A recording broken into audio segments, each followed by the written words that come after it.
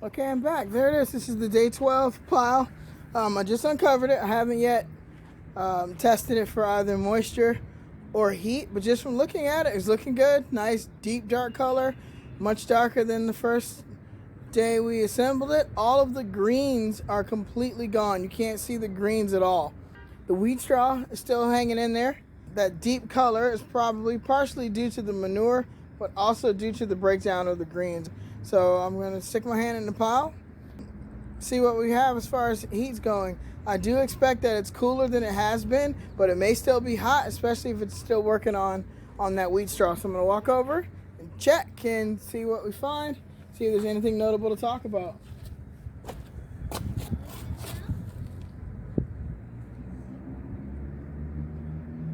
And it is still hot. So this pile apparently, it's the microbiology is working. Those microorganisms are they're getting busy in there. It's still uncomfortably hot. I do not want to keep my hand in there, which hopefully is a good sign. Like I said, they're probably working on this wheat straw, trying to break that down. But from what I see now, at least from this layer, I don't see any. Let's see if I can get you some from the middle where it's nice and steamy. That's hot. Oh. All right, this is what we have so far. It's nice and deep in color. It's nice and moist to the touch. That wheat straw, like I said, is it's hanging in there. Apparently the wheat straw is putting up a fight, and maybe that's what the microorganisms are feeding on the most. So perhaps that's the case. This is up from the top, so I imagine I couldn't get a drip out of it, but maybe I could. Let's see. Yeah, that's really hard. There's that drip, if you can see it between my knuckles. There we go. See that one shiny drip there is coming out? So moisture-wise, we're about where we need to be. And look at that. It holds together. There you go. It holds together. So we've got something that's resembling what we'd like to grow plants in. But I'm going to go ahead and turn the pile like we're supposed to and keep the process going, because in reality, we have another 6 days or so. So I'm going to turn the camera off, turn this pile to the right now because I've run out of space on the left, and I'm going to keep going to the right. Probably, I should have enough space to go to the right until day 18 or so. If in fact we need to go another 2 days, that's normal. It does happen. It just depends on the materials that you used and how fast the microorganisms can break it down. I'm going to turn this camera off and get to work. Okay, that's it. That's your day 12 pile. It's nice and dark. It's still moist. It's working on that wheat straw. It's still hanging in there, but remember, we've got another 4 days to go until we've reached the 18th day. So that means we're going to turn the pile another possible 2 times.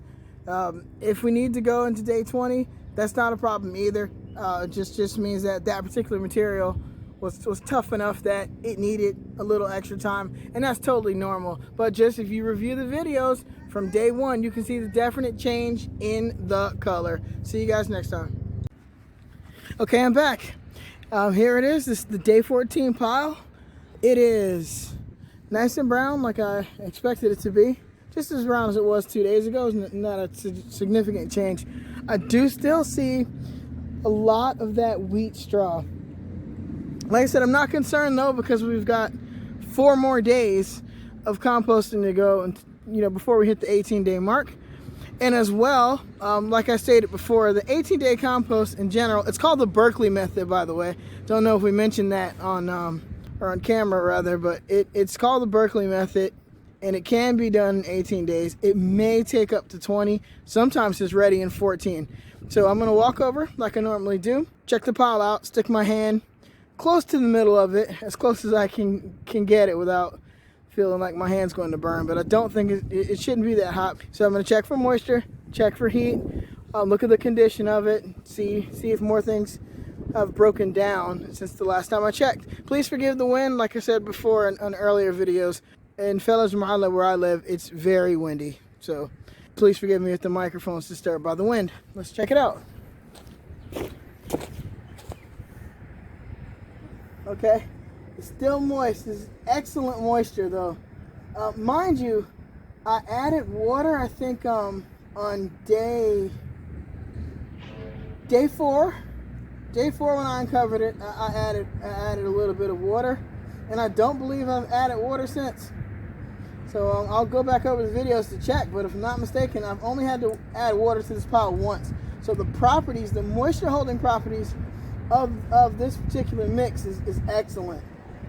Excellent. We're getting the crumb structure, but that's, like I mentioned before, that's still a little bit more straw than I would like normally. Sticking my hand in, that heat I was telling you about, it's there. I don't feel comfortable going any further. Yeah, it's still hot. Which, like I mentioned earlier, I think this wheat straw is taking longer to break down than other browns that I've used before. And that might just be the case, that it just takes longer to break down. We've got other things like this that are starting to break down. Right, that's nice and juicy. Look at that. All right, so we've got composting happening, and that's about as much as we can ask for, really. So with 4 days left, I think we're looking great.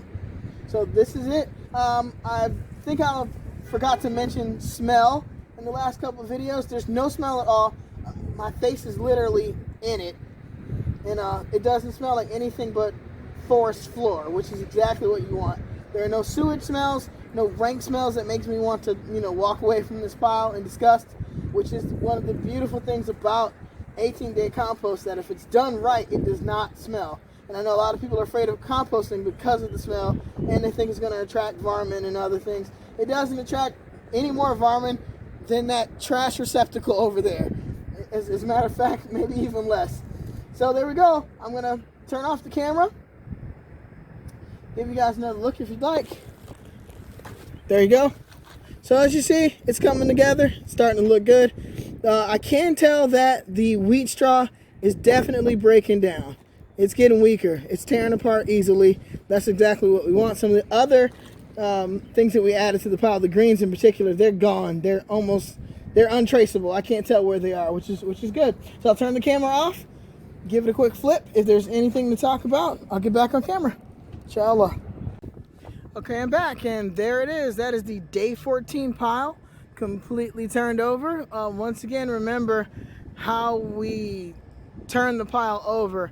You start from the outside of the pile and make the outside the new in, and you just keep doing that, outside in, outside in, outside in, until you have a completely turned pile.